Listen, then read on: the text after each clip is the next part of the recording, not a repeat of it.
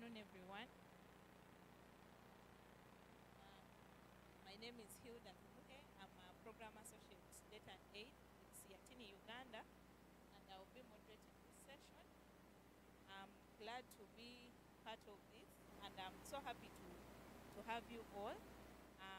As Siatini, we are part of the Global Days of Action for Women and Girls' Rights, an ongoing campaign, and we are joining our colleagues in the rest of the world to commemorate years of advocating for progressive taxation for just society. So this is to just notify you that it's a hybrid event whereby we have some people who are physical.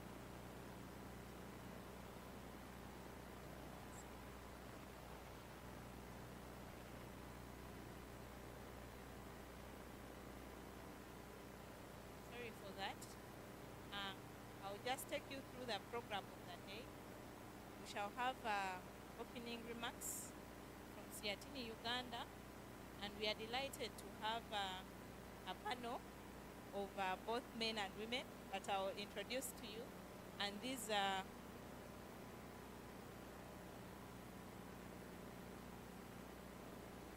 so we shall be joined with a panel of women and men that will discuss the topic briefly. So at this moment, I would love to invite the coordinator for financing for development at Siatini to give us the opening remarks. Then we proceed to our panel discussion. We shall be looking forward to hearing your views. Before he comes in, I would like to notify you that our audience online, kindly introduce yourself in the chat, but also in case you have any questions or supplements to the topic, you can kindly notify us. Thank you. Aloysius, please take on the floor.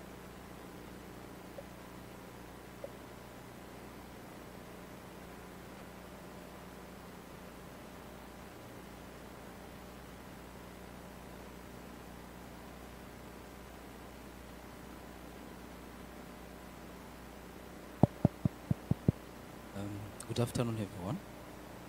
I'm Aloysius Chitengo. I work for Siatini, Uganda, Southern and Eastern Africa Trade Information Negotiation Institute, a non-government organization which is working on issues of trade, fiscal policy, investment, agriculture-related, on policy-related aspects. But today, as my colleague has highlighted, just to be brief,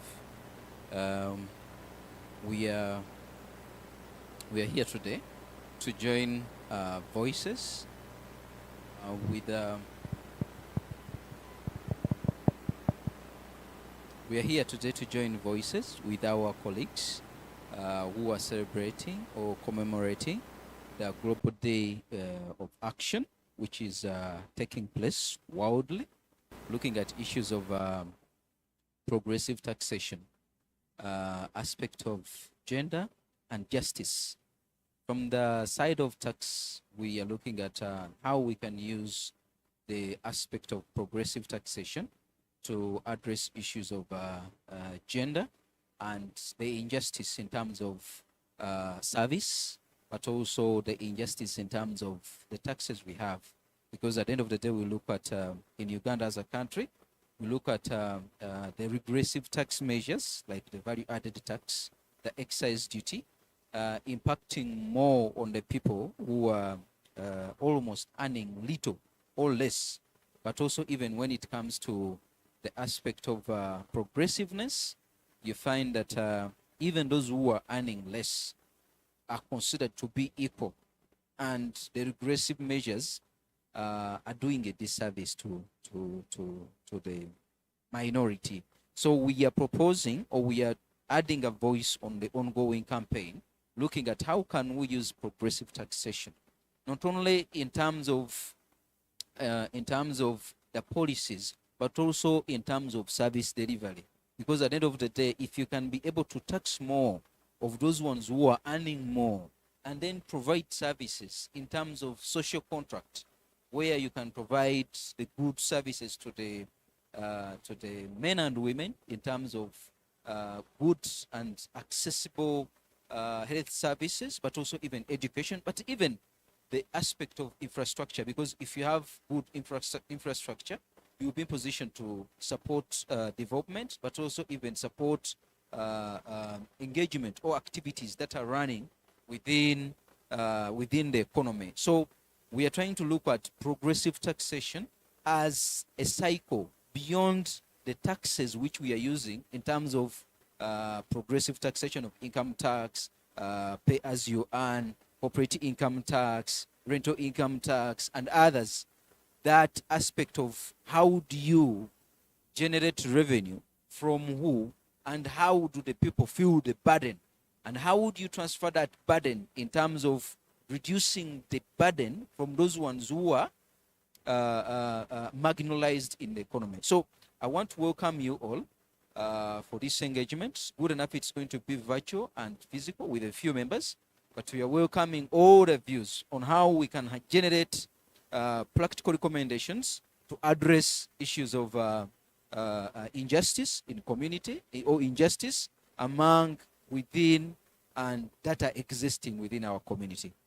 So you're welcome, and you are free to debate from where you are, those who are physical, but also even those ones who are online, so that we can join hands, but also be able to count this moment when it comes to joining hands to celebrate the Global Day of Action, the fact that even we have just celebrated our Women's Day, so that we can see that the issues of, my colleagues are going to debate on the issues of the care economy. How do we reduce on the burden of the care economy, which is not factored in our GDP?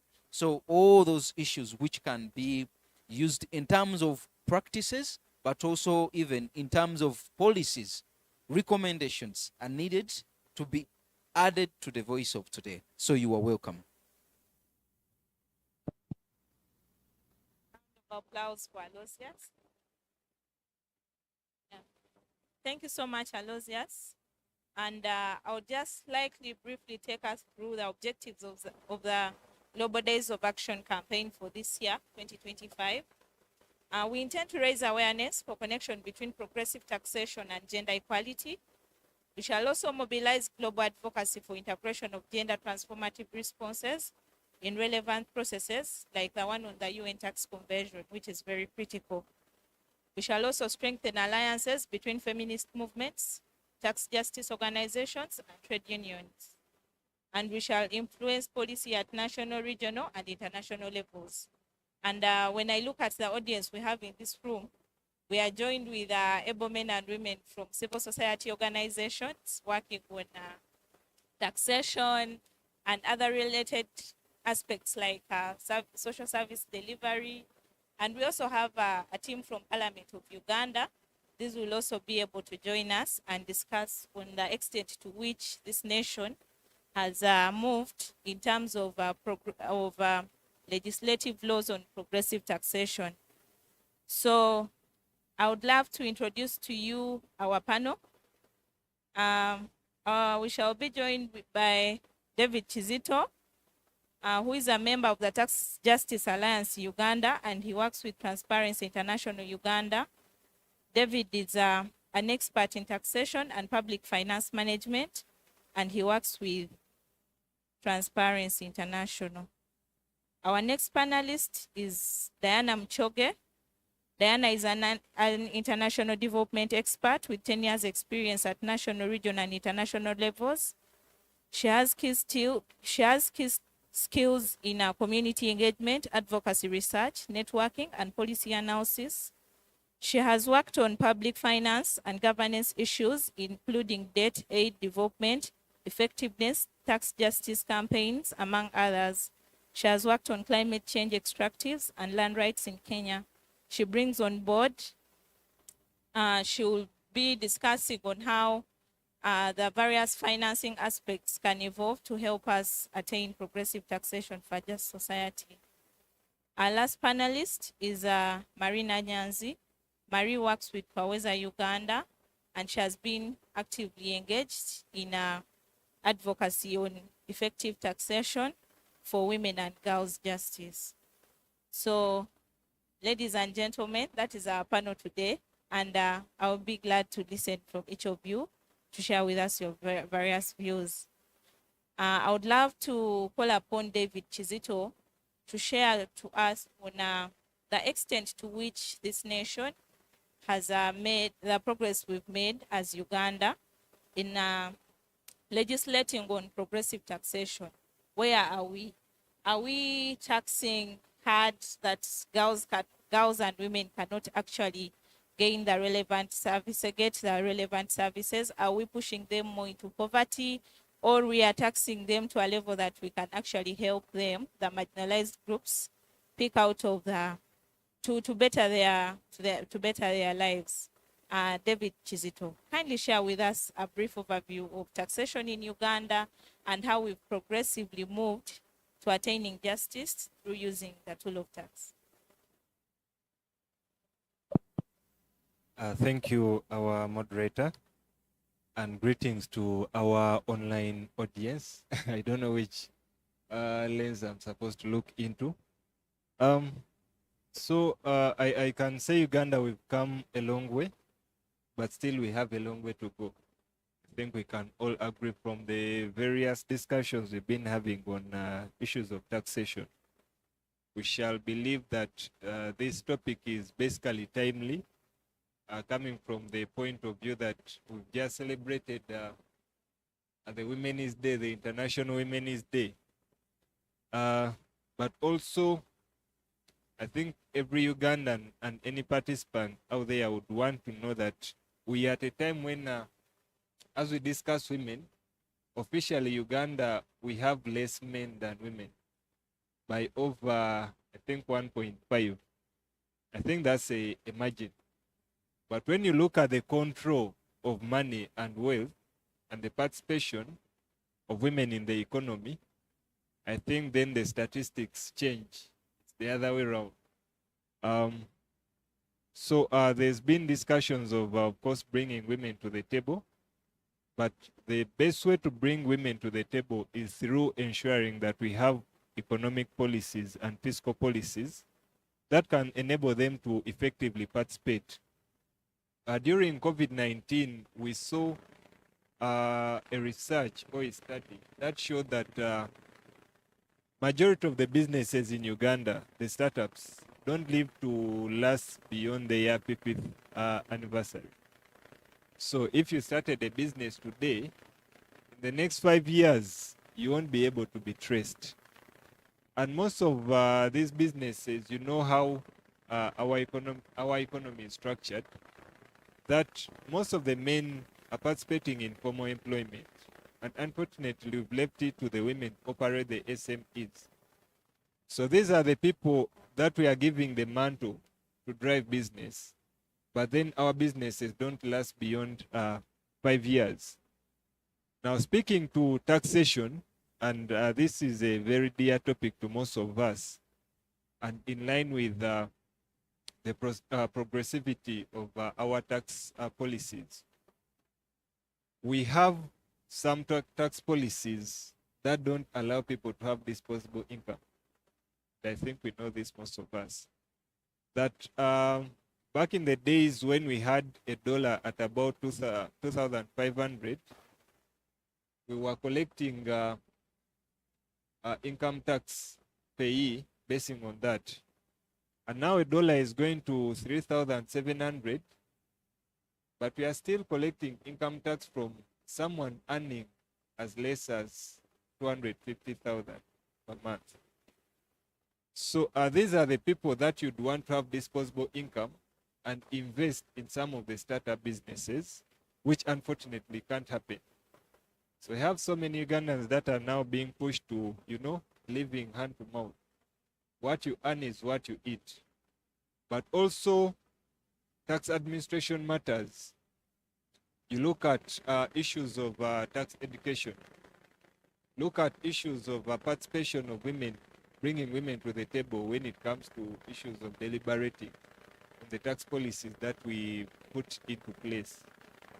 In most of our discussions, these are mainly dominated by the men. I don't want to say that women are lax, but I think that's how it has been structured. So unless we have some of those deliberate efforts to bring women to the table, sometimes we may not be able to understand their context until we have a chat with them. Recently, someone was breaking down how our tax outcome and economic sense is not realized.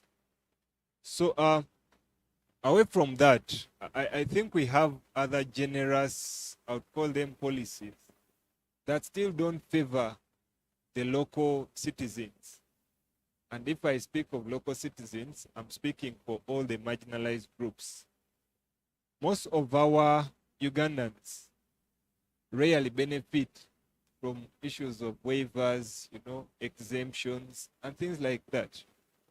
But also we have so many startups that are hugely taxed that some people end up feeling as if they are working for the tax authority, but not having their businesses grow. And I think this directly speaks to what the moderator put to me. That are we pushing the people into poverty or enabling them to prosper? I think going from where I started, that most of the businesses don't live to their 50th anniversary. I think most of the policies we've put in place haven't provided that conducive environment for most of our startups to really prosper and enjoy, how any other startup would want to operate. And when you look at matters of research, of course, sometimes we come up with quick tax policies without considering the cost benefit. I'll bring out an example of, you remember the OTT, where we were trying to and use digital financial systems. We again got a tax on mobile money, the 0%. So this pushes now these people back to having their transacting in cash. What impact it had to the businesses that we are making to fail. Some 200 shillings may look minimal, but the amount of business you're generating in an economy, even the tax exemptions we are proposing in our tax laws, waivers in hospitals and specialized medical care. Of course, that is good, but you don't want to have a vibrant private sector providing healthcare services in an economy where the public systems are failing. Because what happens then is you create the monopoly. And in Uganda, I think this monopoly is very visible. That no sane Ugandan who has money or who is rich enough would want to take their child to UPE. Or no sane Ugandan would want to go and use a public hospital when they can afford private health care. Now, the main users of these public services are the vulnerable people that are in the villages. These are the guys who will go to a health center 3 and health center 4. They are looking for Panado, but that Panado is not there. And it's not there because there is negligence by the system that has decided to provide, generous waivers and, tax policies to people to boost the private sector. So I think if we can address some of these challenges and more, probably we shall see a change in the economic environment we want to have as a country. So my moderator, I think I would want to start it at that. Thank you so much. Okay, thank you so much, David. Thank you for clearly showing us how we have the laws. We have various laws as a nation. What I've picked from your discussion is, but we strongly still have several tax policies that actually bite the ordinary woman, the ordinary citizen, who are the least of those. So just for a few statistics here, we see that the UN Women is telling us that we need over 6.4 trillion in 48 developing countries, which are covering about 70% of their population, to address gender equality. And we see that year after year, as we tend towards 2030, we see that the financing gap widens the more. and we need about 300 to, freeze, the aid. What does this mean to our nations? But on the other hand, we also see a high growing debt burden in our nations. Why? Because we've not raised adequate finances to facilitate our social services. But on the other hand, we still have a very poor population who can hardly feed into that tax system. Why? Because some of their day-to-day lives. So on our panel, we are joined with Diana Mchoge from Afrodad, and she will be sharing with us on why it is crucial for governments to have progressive tax policies for us to be able to exit the current debt trap, based on the fact that when you look at our debt as Africa, this has risen to about 1.8 trillion in the last 10 years in this current decade. And that is what UNCTAD is telling us. And it clearly shows that our nation's growth in public debt has grown far. Growth in interest payments on debt has evolved so much larger than the growth in expenditure on education and health. And this, of course, directly impacts the women and girls, but also the other marginalized societies. So how can governments, Diana Muchoge, how can our African governments leverage on progressive taxation for sustainable financing to facilitate development? Diana, kindly take up the floor. Thank you.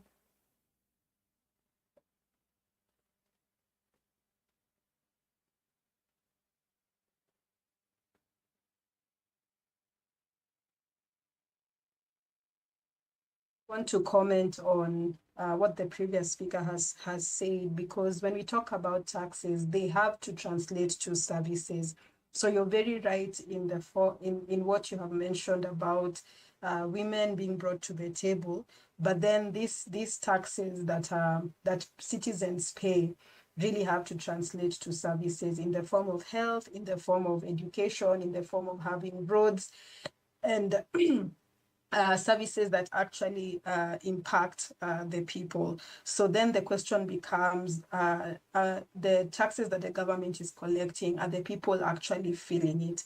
So I'll just go directly to the statistics on the debt in Africa. And Hilda has mentioned very well that right now, as Afrodad and the analysis that we have done, it shows that the region is experiencing the worst ever debt crisis.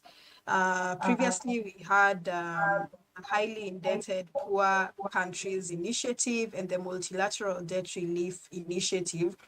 And the analysis we have done shows that African countries have surpassed the previous debt crisis, and right now are in the worst debt crisis to be experienced, with over half the countries in Africa, 22 of them, being highly indebted or in debt distress. And out of these 22, we already have 4 countries that have applied for restructuring of their debt under what we call the G20 Common Framework. And these countries are Zambia. As we know, Zambia defaulted on its debt just after the COVID pandemic. This was followed by Ghana, and we've seen how Ghana has been struggling to get out of that debt.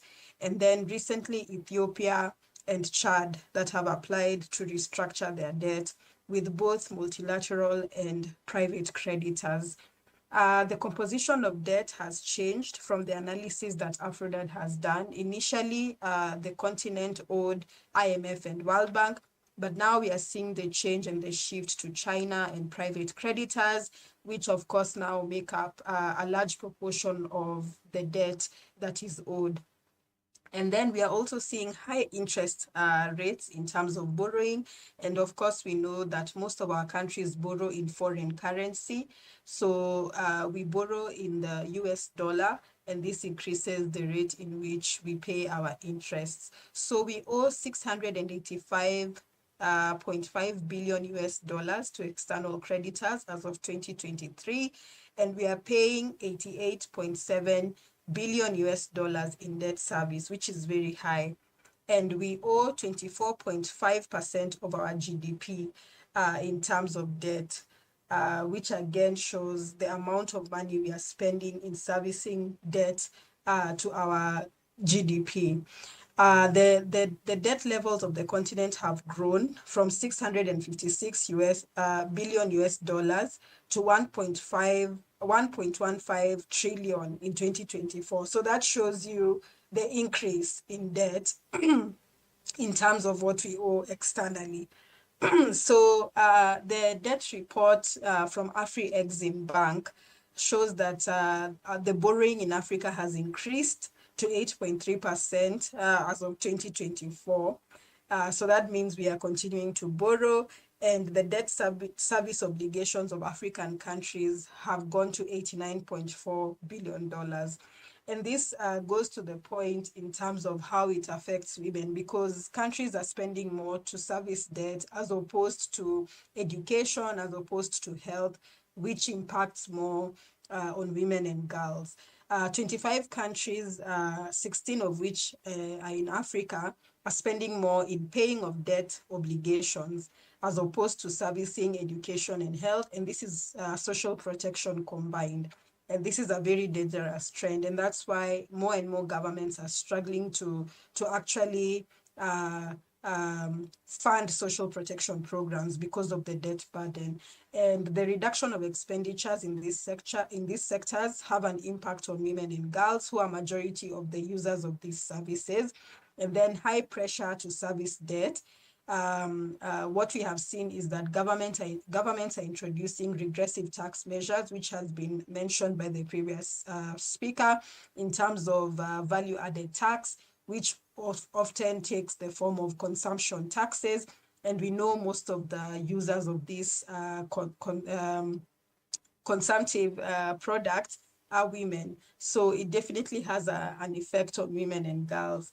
And then something to note here in terms of women and girls is the fact that we are having the women bear the brunt of the debt crisis. Again, as we have mentioned, it's because of how the governments are spending more in servicing debt over the social protection. So why is progressive tax important for governments in terms of reducing reliance on borrowing? A solution towards taxation and domestic resource mobilization is implementation of a progressive tax system. And this system is a system that allows the taxation of income based on the wealth of an individual or a corporation. It has the potential to promote income inequality, fund social programs, and reduce reliance on external borrowing and debt. And then it's also crucial to achieve social justice at the local, national, and global levels. Progressive tax actually aims in reducing inequality by taxing individuals with higher levels of income. And this is seen in countries such as Kenya, Ghana, and Botswana, where they've introduced progressive tax measures, for example, land taxation, rental taxation, property taxation, which has helped to increase the gross domestic product of the country, contributing to economic growth and getting more people out of poverty and inequality. So a more equitable tax system is one that ensures individuals with higher incomes bear a greater tax burden as opposed to individuals with lower income.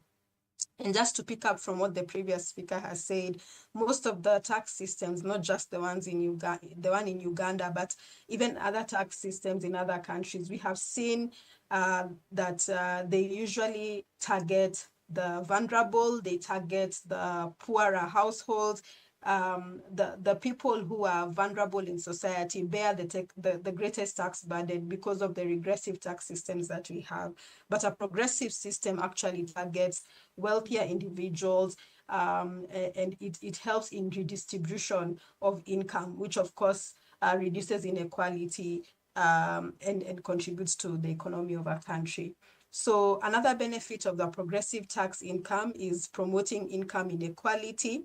And we know that we have vast disparity in income levels, with a small percentage of the population earning a significant proportion of the wealth. So a progressive tax system can help reduce this gap by taxing the wealthy at a higher rate, and then also helps to generate income to invest in education, healthcare infrastructure, and other public services. Of course, this improves the quality of life of citizens, promotes economic growth. Again, women and girls will benefit from it.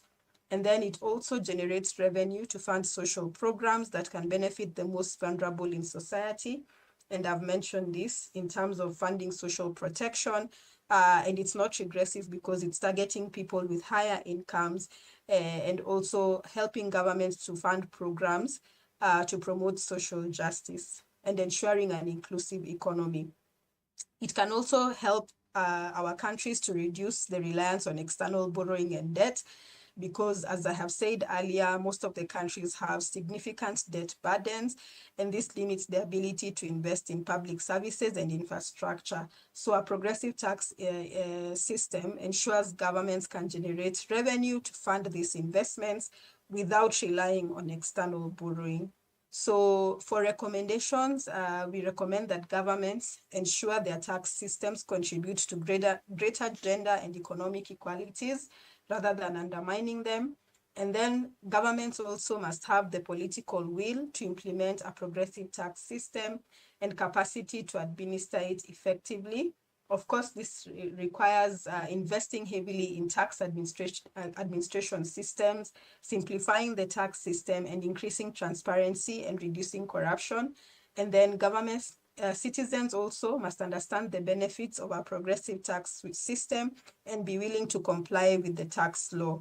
So as I said earlier, the citizens have to be engaged in tax policy formulation.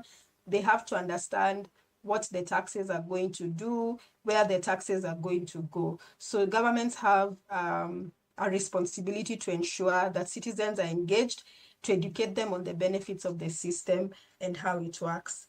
Thank you very much, and I look forward to the discussions. Okay, thank you, Diana, for that meaningful discussion, sharing with us progress on date, to what extent it is harming our economies.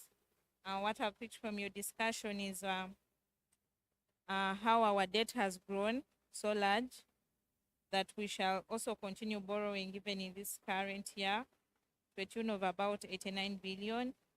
How about 16 of our nations in Africa have a high debt burden, but also clearly elaborating on the role of progressive taxation in exiting debt trap through investing in women such that they contribute to the tax base, but also having their lives become better. So we critically see that after governments have collected revenues from the citizens, it is a social contract that the government is expected to offer public services to the citizens. But oftentimes, as David elaborated, we see that there is a missing link in revenue mobilization implementation and having the services delivered to the right citizens. So on this juncture, I will have to invite Marie to share with us to what extent our governments have actually invested in the people through using the relevant resources gained from taxation, and also what other measures can they take in place moving forward to ensure that there is transparency and accountability in the revenue systems in Africa. Marie from Twaweza, it's your turn.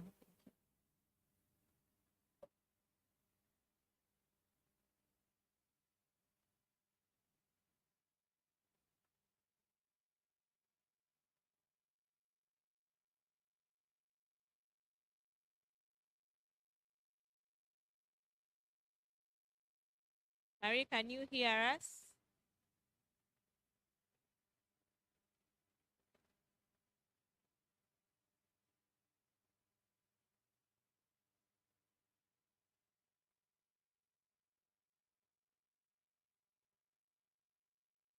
Is Marie online?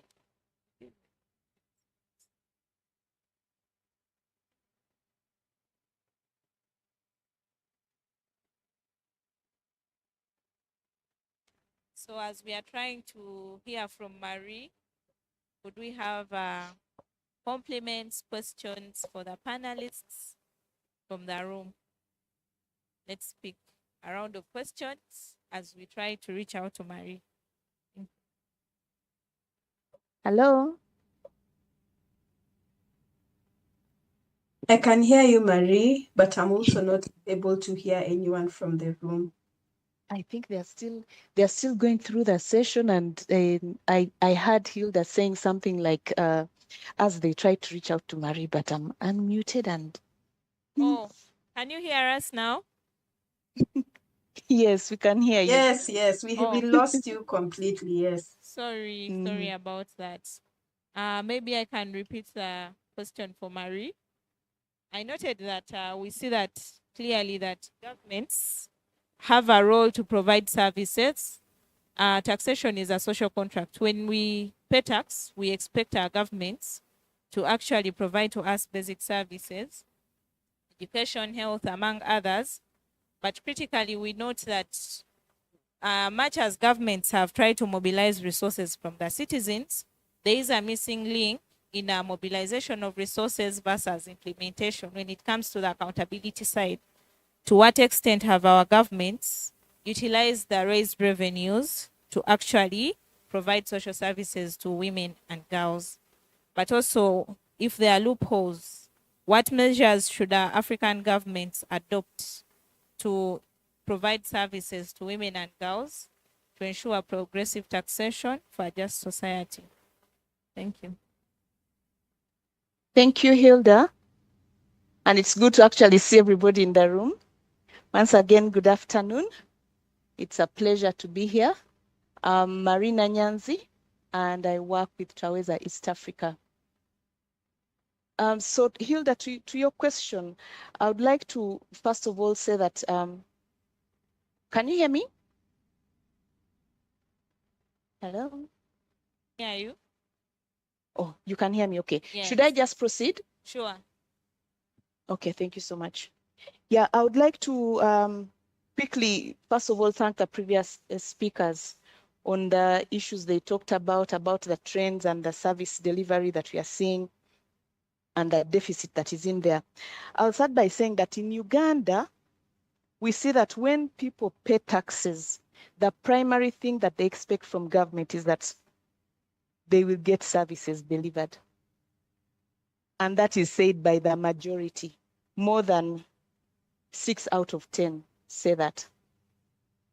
However, when we look at, say, work that we have, a trend across the 3 East African countries, that is Tanzania, Kenya, and Uganda, because we collect ads to TAWEZA, we collect data across those 3 countries, we have noticed that there is a decline in public health facilities across the region, with many citizens turning to private or NGO facilities for services. Then again, we have the other burden on health insurance, where the coverage remains low, particularly in Uganda, where we have only 2 to 3% citizens saying that they have that health insurance. So in cases where one is not able to get services and they do not have the health insurance, that is directly going to affect their wallet. And we know that in most of our homes, women are the primary caregivers. And in many cases, they have to pull that money out of their pocket. And I think Diana mentioned something like that, to that effect, that most of the women's earnings will go into expenditures within the household. Then now to Kenya, we also notice that there is a shrinking use of the public health services. This directly links to the previous submission, where Diana mentioned that over time we are seeing that because of the huge debts that our governments have, they are not able to invest in those public services. Hence, we get to see that a number of the people within the region, in the 3 countries, are making less use of those services. Now, this is particularly health in Kenya, where we see that less than half of the citizens now seek care from the government facilities. And yet they are paying taxes with the expectation that they will get services delivered to them. There are similar challenges again with the access to water or even education, where we see huge gaps in Tanzania, Kenya, and also Uganda. And now these gaps are even larger within the rural communities. So generally what we are seeing is that if government does not invest in the public services, then taxation starts to not make sense to the ordinary citizen. And in the process, we are seeing more exclusion. And largely this is affecting women, because even when we talk about access to clean and safe water, we know that again, it's the woman who is bearing the burden of providing water in that home. The exception is where you have maybe homes that have piped water and so on. But the other homes, the woman, research has shown over time that it's the woman who will be in charge or responsible for providing water within that household. So what could government do? Clearly, one of the key things that government could start thinking about is to invest in women.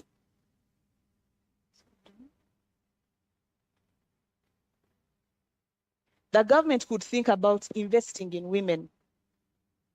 In 2021, there was, I think it's the 18th edition of a World Bank report, where they were saying that if at all government was able to invest in women and they're able to earn, say, similar amounts as the men, we could have the national wealth boosted by around 11.8%. Now that was post-COVID. Now to the issue of the unpaid care work.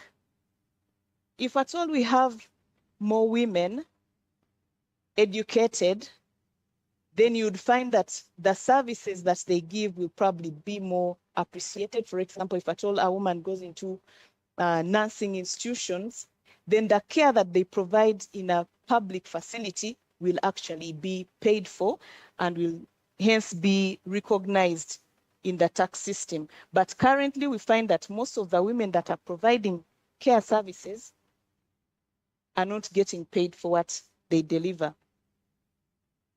So as a recommendation, we would say that it's important that the government looks at incorporating paid care policies within the labor force, so that any woman that is going to provide that care will actually be remunerated for that, in a way that helps to reduce the inequality, but at the same time boost the national wealth. Hilda, I think I missed probably part of the question, but for now, I would like to end with one last submission that generally, if we are talking about progressive taxation for an inclusive and just society, we could keenly look at gender transformative services like education, because we know that there are better outcomes when we have more girls educated. And then also services around maternal health programs, so that we have more women in good health and also more productive. I'll stop there for now. Thank you so much, Marie. A round of applause for Marie and the rest of the panelists. Someone would think that I'm biased. Why is it that David was not given a hand clap? Diana as well. Then I'm talking about Marie. But anyway, thank you so much, Marie, especially on raising issues on unpaid care work, which is really comprised of like women who are usually considered as the ones, perceived as the ones who are meant to actually provide unpaid care, looking after the elderly, you know. So she has clearly told us that governments can improve this through formalizing some of these services. Yeah, in the event that women have to go for nursing studies, they can be able to render such work on paid basis, and they contribute to the tax system, other than having all the time to slap on them taxes, indirect taxes that really reduce on their disposable income. At this moment, I want to take contributions from the audience. Our online participants will either ask for permission to submit a question, or you can put it in the chat. But in the room, you can raise up your hand, then we hear from you. A submission or a question? Yes, Moses. Thank you very much. Thank you very much for this opportunity, and I am proud that I am among those who are participating in this very insightful topic. Allow me speak to the topic that has just been presented by the very latest panelist, where you asked, what can African governments do to ensure that there is revenue collected and at least it serves the citizenry? I want to speak to the aspect of earmarking. Yes, we advocate for taxes, taxes to be levied and that revenue to be generated, but in a way or the other, we fall short on calling on government to earmark those revenues so that we can perhaps study and see whether they impact on social services. I want to draw your attention to the HIV and AIDS Prevention and Control Act of 2015. Specifically, Section 26 creates the HIV and AIDS Trust Fund. Rather, Section 25, establishment of the HIV Fund. And 26 talks about the object of the fund. The object of the fund is to secure predictable and sustainable means of procuring goods and services for HIV and AIDS counseling, testing, and treatment. So post-Trump administration, we have seen donors, or rather we have seen a very critical funding source being lost all of a sudden and creating uncertainty on HIV medication and other solutions. So Section 27 speaks to what I bring, the value I bring in this coalition of the Tax Justice Alliance. I always advocate for increasing of taxes on sin products that are directly linked to causing diseases. So Section 27 earmarks in a way and speaks to what will be the sources of these,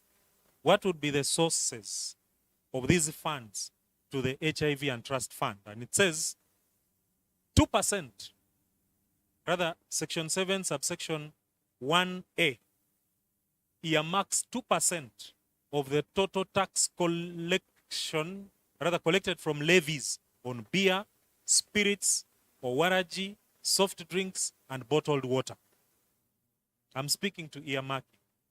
And B, tax revenue from any taxable item as may be identified to identify tobacco products and impose taxes on them, because rather the last time excise amendment identified tobacco products for tax purposes was in 2018, so that they can factor in inflation and the economic boom. The other is when you look at C, grants, monies, and assets donated to the fund through the ministry responsible for finance. We want to see this particular section given life now that at least the Trump administration has made true on the need not to rely on foreign donations. To end is we are incapable of financing all these institutes, the Cancer Institute, the Lung Institute, And yet tobacco is one of those preventable, rather causes prevent. Yes. Yeah, questions? Thank you very much. My name is James Opito. I coordinate the network of Civil Society Coalition on Oil and Gas. And we are proud to have done some studies on gender integration in the oil and gas sector. I think it has contributed a lot in informing how the oil and gas work should embrace a gender consideration, particularly appreciating in advance their position that progressive taxation is necessary for us to ensure an inclusive and just society. But we realize that while the notion tax is a non-quid pro quo stands, there is a general expectation that community wants the tax to translate into an improved services. How best can we strengthen the capacity of citizens to voice their concerns so that the tax collected can translate into improved services? This is a question I pose to you, the panelists. Secondly, is the appetite for borrowing. And yet borrowing alone is not the solution to our endemic problems. And you realize that in an economy where, care services are not really, I would say they are not bankable, because most of the care services are not even paid through formal means. And so there is a very small percent that can actually be quantified as something bankable. And if this is not bankable, and we continue as a country, businesses, most struggling businesses that don't actually reach the local women and the vulnerable members of the society. Because people are trying to wish, if we would ask URA, Uganda Revenue Authority, to tell us from the total collections we have in the country, how much of this is actually paid from genuine incomes from businesses other than default charges on failure to comply on these businesses. You might be surprised that actually the default charges and other non-tax revenues contribute a lot to what we call incomes from the tax raised. And so if this is the situation, then actually what we even call progressive tax is not actually progressive. So maybe we need to ask the big question, what is progressive taxation? And lastly, we realize that in a country, cost is almost certainly, if not surely, bigger than what we are investing in our social services, in education. And so you realize that the impetus for growth has dwindled because the amount which we are struggling to collect and pay for the taxes, for the debts, are actually high. And so it compromises the ability. And I'm looking at these young novice businesses that are starting to sprout. If we don't focus on clean, progressive taxes, are we not going to kill them in the hope of making sure that we pay this progressive tax? We pay this bulging, growing debts means. And I think this is something which is endemic in most of these countries. And I think we need to reform so that we are able to sustain our tax collection, but also offer alternative proportionate social services that enable the businesses to thrive and are able to offer us larger tax bases and the economy can grow. Thank you. Thank you so much, Hilda. I am Namwis Susan, and I coordinate Uganda Parliamentary Forum for Children. To me, I think Uganda has made significant progress in terms of progressive taxation when we talk about law.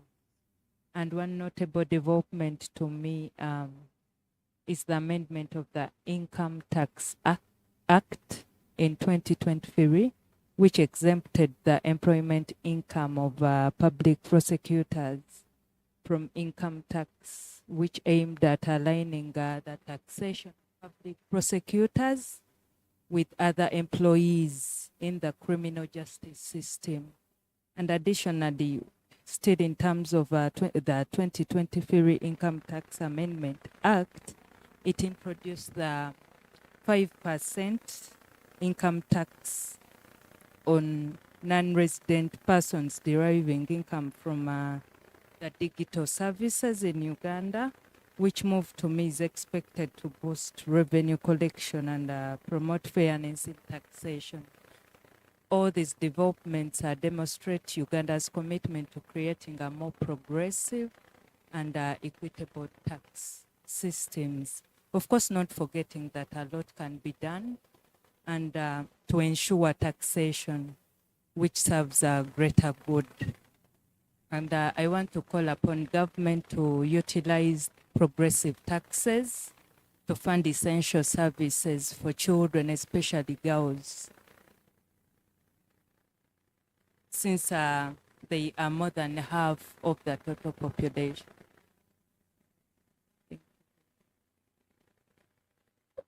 From the Parliamentary Forum on Social Protection.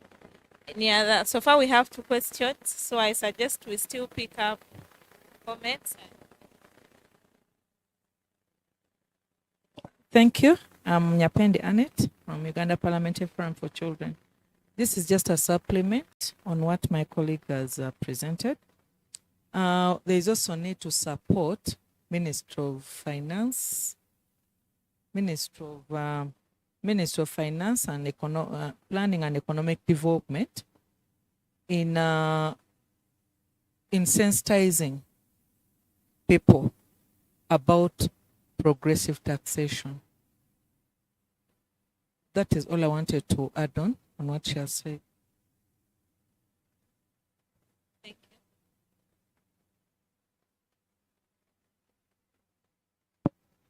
Thank you, Hilda.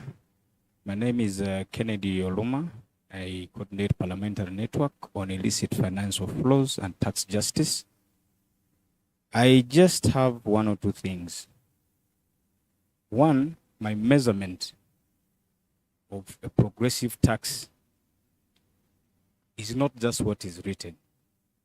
My measurement is based on the delivery that the tax I pay offers.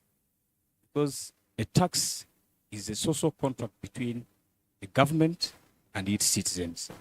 So I pay taxes expecting something from the government. It could be in terms of maybe some services. If I walk to a hospital, a government hospital, and I get treated, then that justifies. I get the service I need. It justifies why I pay certain taxes, A, B, C, D. Now, in the absence of that, when I hear a government that is obliged to telling me that I should pay this tax, it is not even the amount that I pay, then that tax becomes not progressive for me if I do not get the services. So the question would be, the taxes that the government collects every financial year, what impact does it create on the citizens? So that we can be able to say, the 45 trillion we collected last year has been able to deliver this quantity or this measurement of the service. So next year, for us to do better, we need to increase our tax so that we can do more. There is a very high appetite in the government to do a rational tax increase in terms of the amount of money they want to collect. And the approach they use is you tax the citizens to give us much money so that we can deliver services. Whether you get the services, that could be another debate. But there is a limited option of the government that we have seen over the time to increase the base, the tax base, so that you have more people in the tax bucket that can be able to contribute to money. One of the things that limits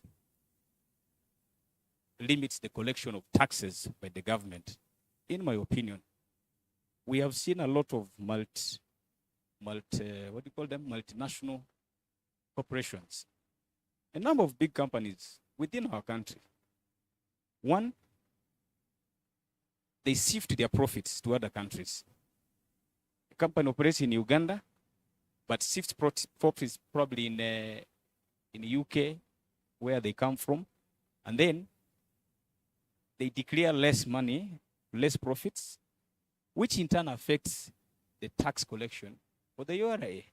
And yet, this company gets services in Uganda. So these are some of the things that affects tax collection, but also in the other way, it affects service delivery for our people. The other thing that where I sit, I see that it greatly affects the tax collection or tax base is what I call the illicit financial flows. The IFFs, they contribute greatly, a lot, in affecting our tax collections. There are monies that move in this country that the government does not even know that this money exists here.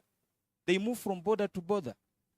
Where I come from in Arua, in a day, you do not move illegal money that crosses from Congo, either in terms of illegal bringing in of a gold or other minerals, not less than, at least for that I can attest, not less than over 50 million. If that money moves, and that money, you will not even see URA taxing it. You will not trace where that money is going to land. You will not trace where that money is going to end, but that money is pumped into the economy. And when it reaches the economy, no one knows where this money is moving, but you know that the money is exchanging hands within here. Someone brings the gold and sells in Kampala here, to a tune of over 50 million. Smuggled gold.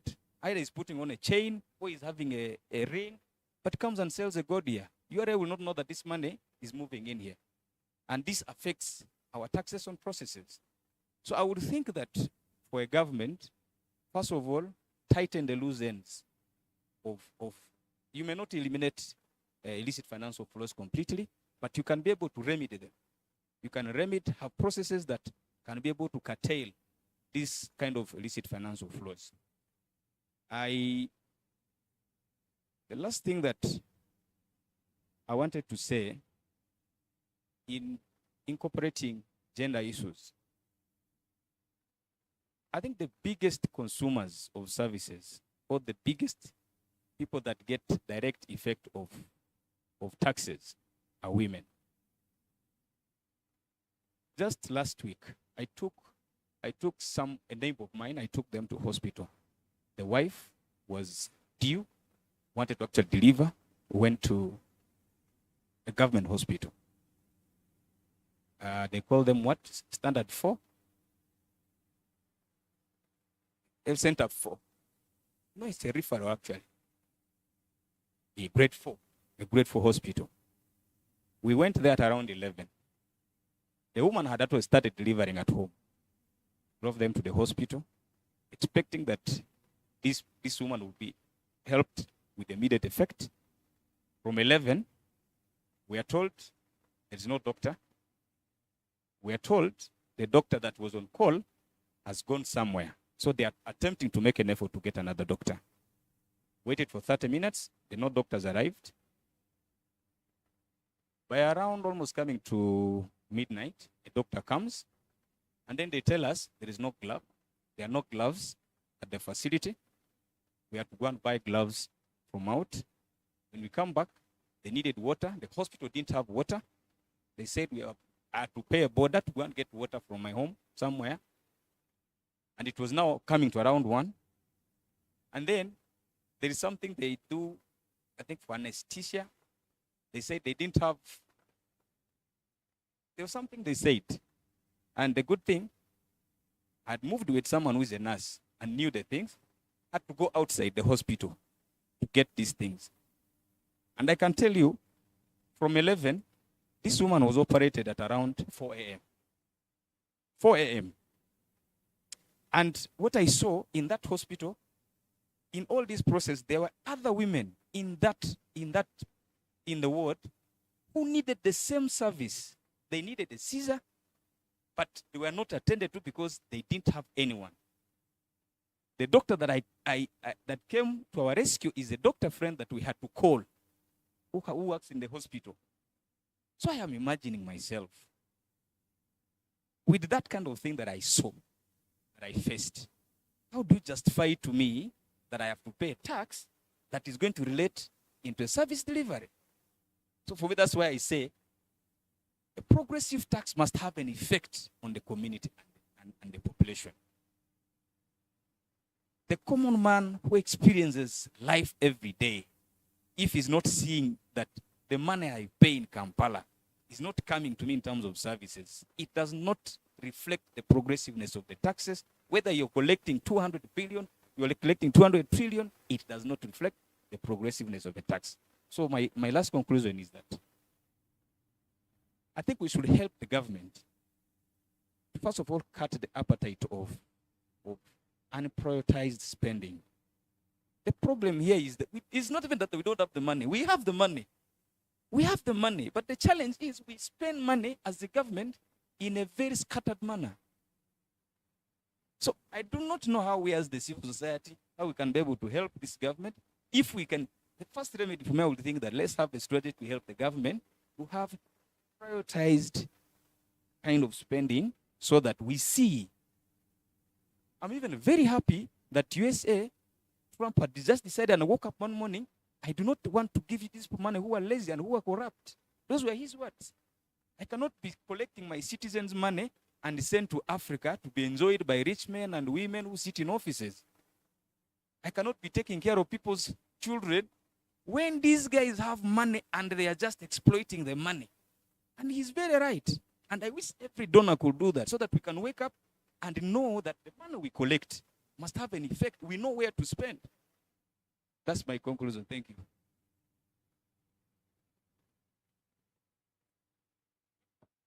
I like the fact that you brought out issues on illicit finance. I remember one of our panelists, that was Diana, she clearly noted that our governments need to tax the wealthy, right? Then when you look at the cross-border transactions, you know, our minerals moving out of the continent, and we are losing a lot of these finances, yet we can hardly finance our healthcare system. So going forward, I want to have more recommendations, and let's limit our submissions such that we hear from the panelists. Thank you. Thank you, Hilda. Good evening, everyone. My name is Precious. I work with AAC, that's the Eastern African Sub-Regional Support Initiative for the Advancement of Women. My submission is about the question you posed of what to be done by African governments. One, I think there should be public awareness and advocacy. Governments can use their platforms to raise awareness about the importance of progressive taxation and investing in social care system. Two is government should collaborate with NGOs, unions, and other civil society organizations to develop and implement inclusive policies. Three is promoting green economy and job creation, because investing in a green economy and sustainable industries can create more jobs and increase the tax revenues, which can be reinvested in social services. Lastly is regional cooperation and knowledge sharing. I feel like African governments can work together through the regional bodies such as African Union to create shared frameworks for progressive taxation and care policies. Thank you, Hilda.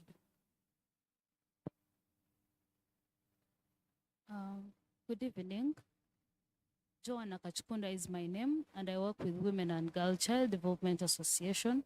So I'll also be responding to the same question of what can be done by government. And in particular, I'll be talking about unpaid pair work. So for me, I would be saying that government should introduce tax credits for caregivers, because in most cases, women, by default, they are taking care of the elderly, they are taking care of children. So as there is progressive taxation, there should be that inclusion that women are usually into caregiving. Then I would also urge them to develop tax policies that account for unpaid care work labor in calculating the benefits and deductions because of the time they spend. Then also expand access to quality, affordable care, child care, and elder care services funded through progressive tax. And this would reduce the care burden that is imposed on women. Thank you.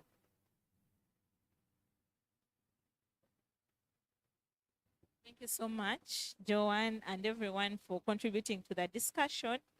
I think there were two questions, one on the growing debt burden, and the other one was on, James, the other question was?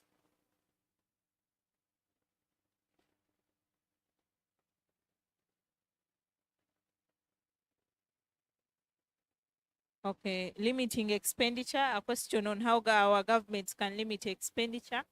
When we've collected our taxes, what do we spend on?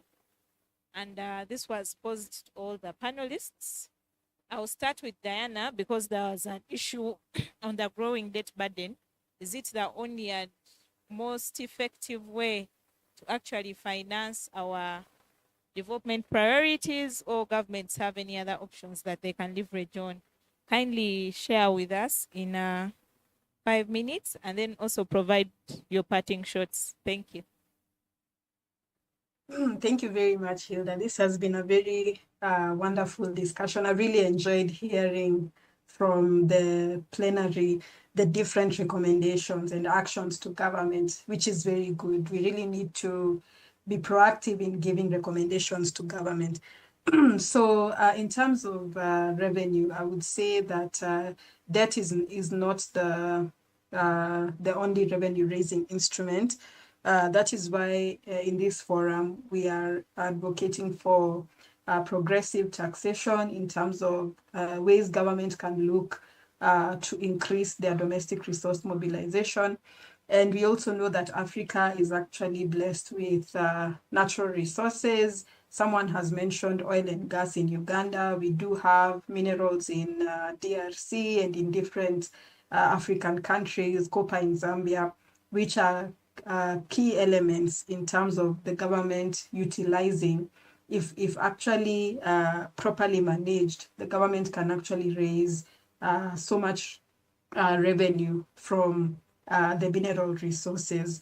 So those are just some of the ways that the government can use to just move away from over-reliance on borrowing. And just to add, at Aphrodite, we actually advocate for responsible borrowing and lending in terms of governments applying principles of responsible borrowing.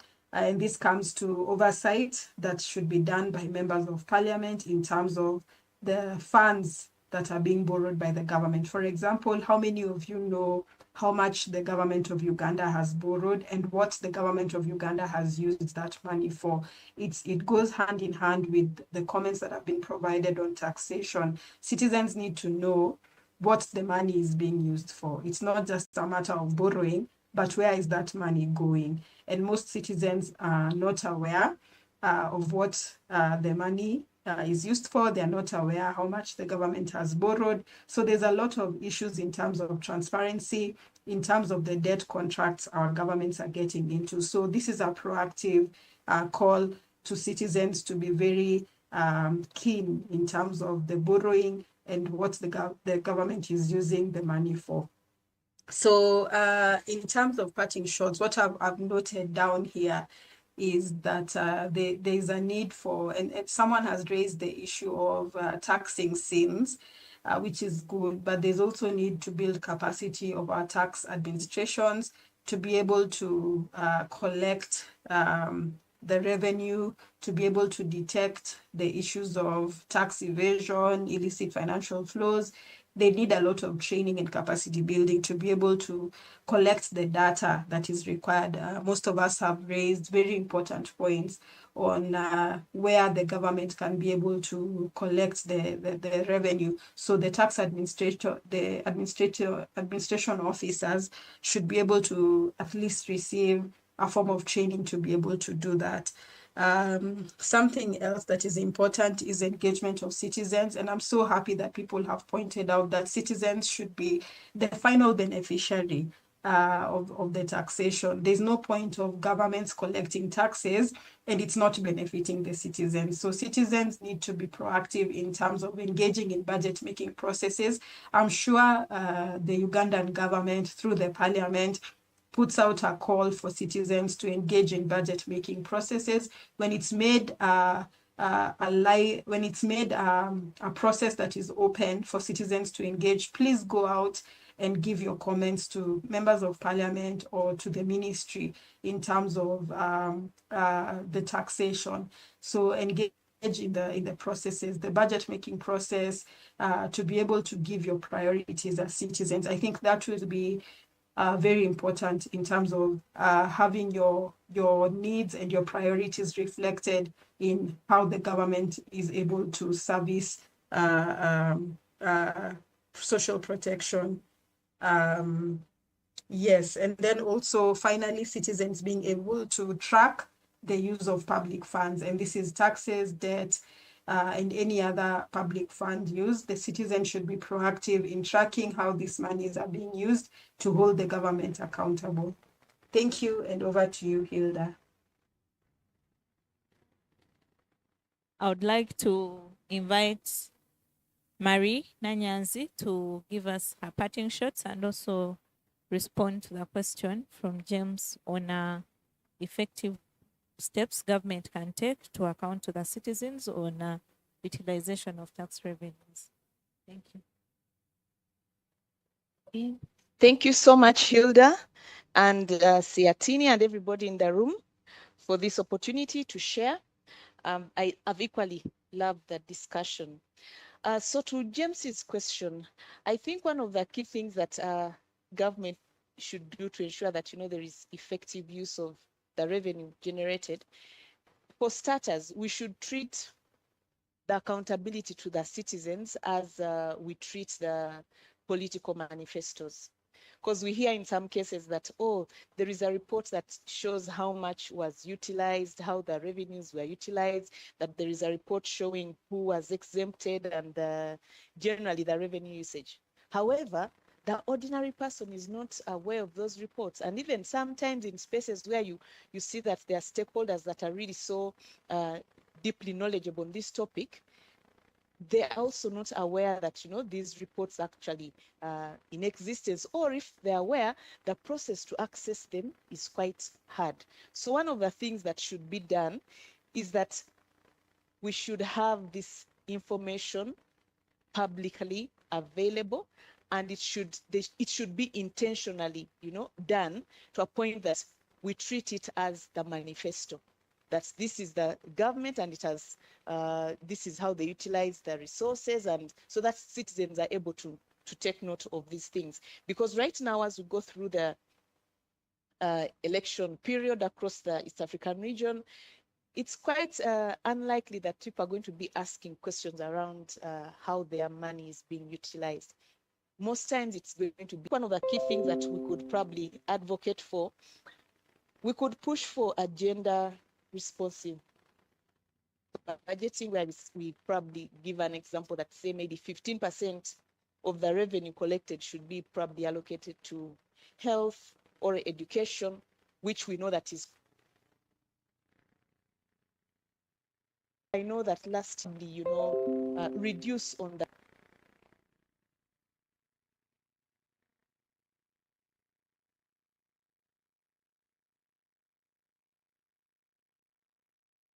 So for my parting shot, I want to once again thank all of us for being here and encourage us to keep talking about these things, because the times we are so much. much, Marie.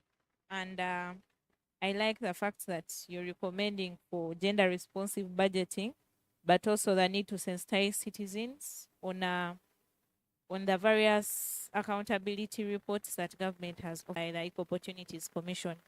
But to what extent do the parameters consider progressive taxation laws or systems?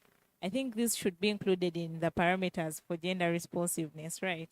So that is something we can push forward as the Tax Justice Alliance Uganda, and also share it with our counterparts across Africa. So I would like to invite David to also share his parting shots. Then we shall have a summary from our coordinator, Aloysius. Thank you, Hilda. Thank you, the participants and my fellow members of the panel. When we always discuss it in the context of, developing countries versus the global north, I think we need to come to the realization that it's time we start developing Afrocentric solutions to African problems.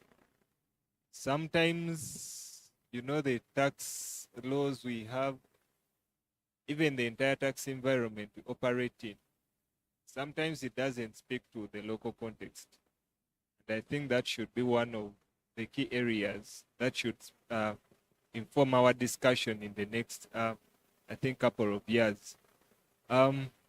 I just ensure that the minerals are protected and they are properly exploited to benefit the country.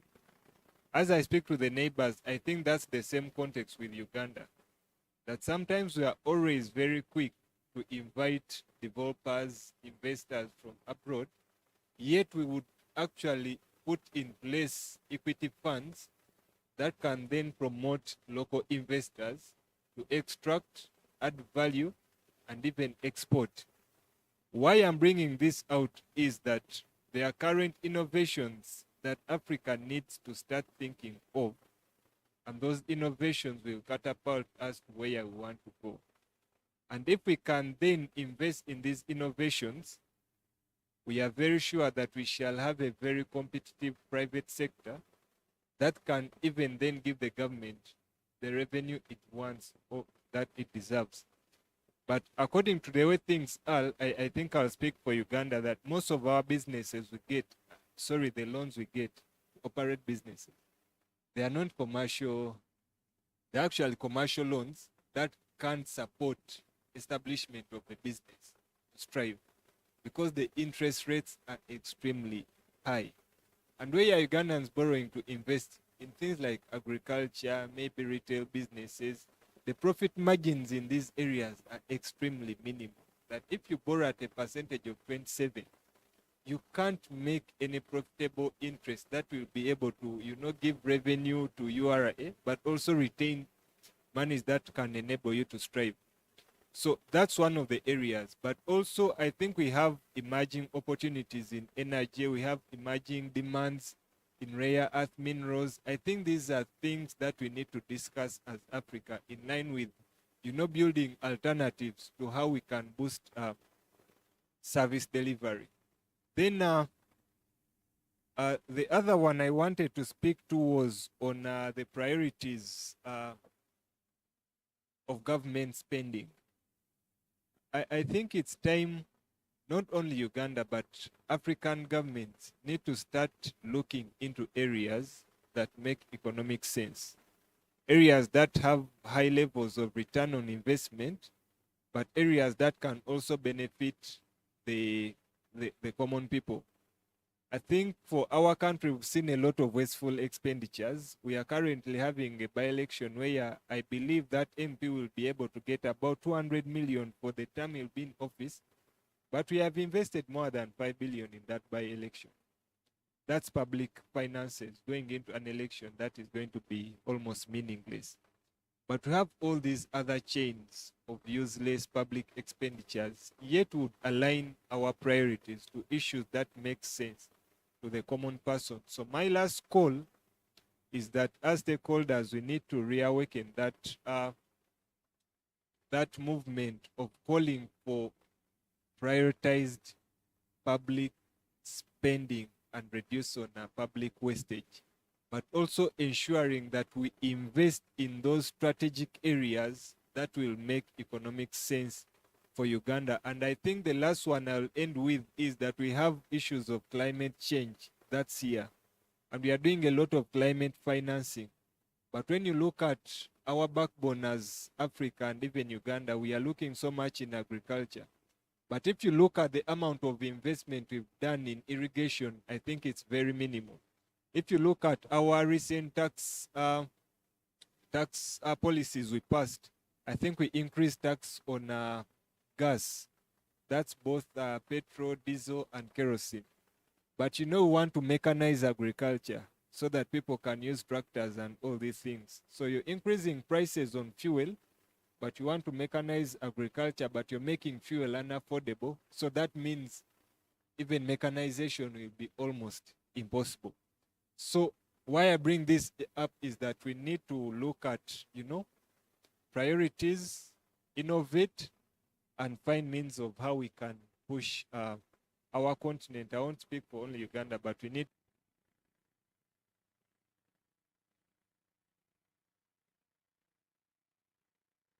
and the rest of the panelists. A round of applause for our panelists team. Louder.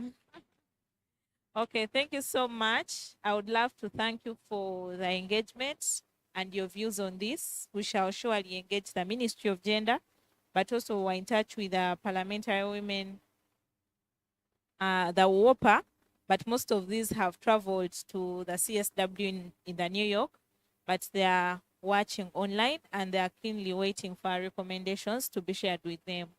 So at this juncture, I would love to invite Aloysius to give a brief of the discussion, but also close off the event. Thank you. Aloysius, it's your time.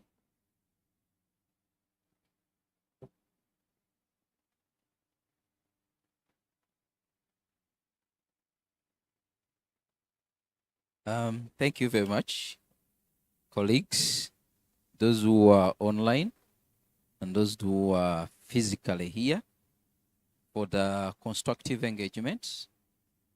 I want to thank you for the time, the fact that we, in one way or the other, we started a bit late, but you have been with us. I want to thank the team online, especially the panelists and the participants for this engagement.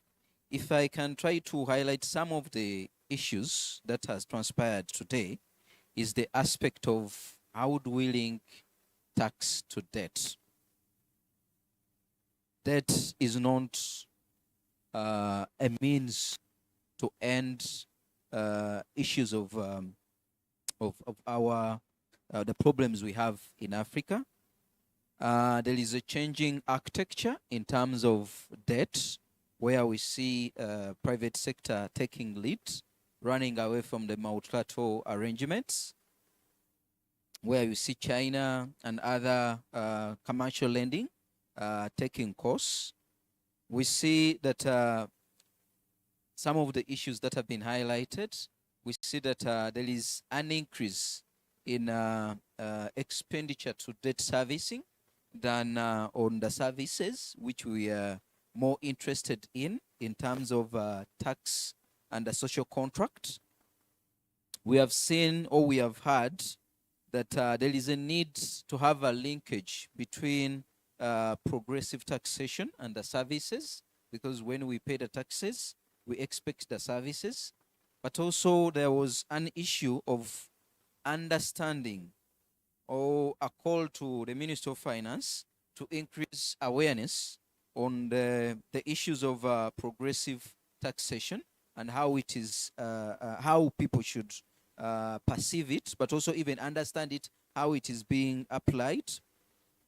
There was a need for improved social contracts, whereby people need to be engaged, but also even expect services from the taxes they are paying, but also being involved in the tax processes to be able to check on the current tax apathy within the country. There is a need to invest in what they call gender transformative budgeting, which brings issues of investment in women, investment in society, to realize that chain of investment, revenue, but also even increase in household incomes.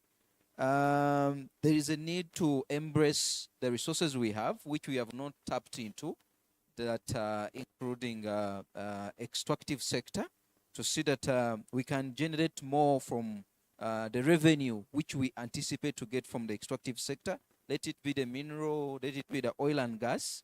But also there was a call for tightening the loopholes that are facilitating illicit financial flows, that are checking on the revenue we are expecting to get, but also even that are facilitating the outflow of resources in the country.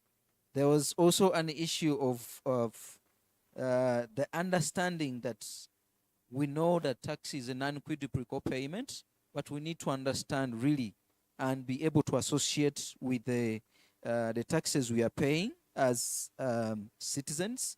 We need to prioritize our spending and checking on the what they call frugal, or what the government highlighted, for instance, in Uganda, what they highlighted under the what they called nugatory expenditures, that are not necessary, but they need to be checked on so that we can spend money where we think and where that money is needed. And also we need to appreciate that the check or the dwindling aid, especially with what happened with USA withdrawing its support, and what we see even the UK is doing, is trying to paint a picture of how are we strategizing ourselves to use tax as, first of all, a tool for development, but also be able to generate tax as a sustainable way of financing our development. Generally, there were a number of issues which were highlighted, but we are going to form, to write a report from this engagement, which we will share with the colleagues, but also even share with the members who are part of the, who have been, who are still going on with the Global Day of Action engagement, but also those ones who are participating in the gender tax and gender group, when it comes to some of the recommendations which we have generated here. And the recommendations that has been generated here are going to be even included in some of our proposals, which we are going to make during the civil society tax justice engagement with the Minister of Finance on the tax bills, because some of these key issues, for instance, our colleague was talking about the provisions within the laws that are talking about how can we earmark. Should we also call for the earmarking of some of those funds, some of the taxes to be taken into the funds that are created under some of our tax laws, under some of our regulation and regulatory frameworks. So those are some of the issues which we are going to look at that can be pushed in our presentation or in our documents, which we share with the Minister of Finance, the Parliament, and other MDAs. So allow me to thank you once again for this engagement, and we hope that we will be in position to continue with the debate, continue with the discussion, but also even engaging our leaders on issues of progressive taxation, inclusiveness, and a just society. I thank you.